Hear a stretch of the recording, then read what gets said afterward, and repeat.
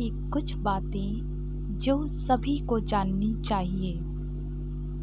पहला, कर्म करो फल की चिंता मत करो।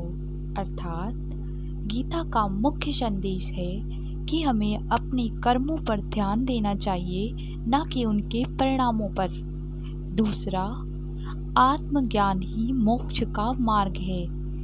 अर्थात गीता में कहा गया है कि आत्मज्ञान प्राप्त करने से ही मोक्ष प्राप्त होता है।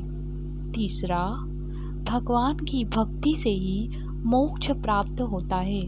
अर्थात गीता में कहा गया है कि भगवान की भक्ति से ही मोक्ष प्राप्त होता है। चौथा, कर्म योग, ज्ञान योग और भक्ति योग। गीता में 3 प्रकार के योगों का वर्णन किया गया है: कर्म योग, ज्ञान योग और भक्ति योग। पांचवा, आत्मसम्मान ही सबसे बड़ा धन है। अर्थात गीता में कहा गया है कि आत्मसम्मान ही सबसे बड़ा धन है। छठा, जीवन में संतुष्टि से ही सबसे बड़ा लक्ष्य है। अर्थात गीता में कहा गया है कि जीवन में संतुष्टि ही सबसे बड़ा लक्ष्य है। सातवां, भगवान की कृपा से ही मोक्ष प्राप्त होता है। अर्थात गीता में कहा गया है कि भगवान की कृपा से ही मोक्ष प्राप्त होता है। आठवां, आत्मनियंत्रण ही सबसे बड़ा बल है। अर्थात गीता में कहा गया है कि आत्मनियंत्रण ही सबसे बड़ा बल है। नौवां, जीवन में सहनशीलता ही सबसे बड़ा गुण है। अर्थात गीता में कहा गया है कि जीवन में सहनशीलता ही सबसे बड़ा गुण है।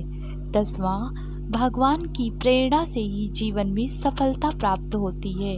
अर्थात गीता में कहा गया है कि भगवान की प्रेरणा से ही जीवन में सफलता प्राप्त होती है। 11वां, आत्मविश्वास ही सबसे बड़ा बल है। अर्थात गीता में कहा गया है कि आत्मविश्वास ही सबसे बड़ा बल है। 12वां, जीवन में निरंतर प्रयास ही सफलता की कुंजी है। अर्थात गीता में कहा गया है कि जीवन में निरंतर प्रयास करते रहना चाहिए। 13वां, भगवान की कृपा से ही जीवन में सुख और समृद्धि प्राप्त होती है। अर्थात गीता में कहा गया है कि भगवान की कृपा से ही जीवन में सुख और समृद्धि प्राप्त होती है। 14वां, आत्मशिक्षा ही सबसे बड़ा गुण है। अर्थात गीता में यह भी कहा गया है कि आत्मशिक्षा ही सबसे बड़ा गुण है। 15वां, जीवन में संयम ही सबसे बड़ा बल है। अर्थात गीता में कहा गया है कि जीवन में संयम ही सबसे बड़ा बल है। 16वां, भगवान की प्रेरणा से ही जीवन में उत्साह और उमंग प्राप्त होता है।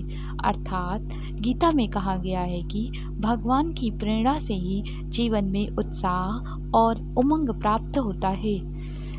यह गीता की कुछ महत्वपूर्ण बातें जो सभी को जाननी चाहिए।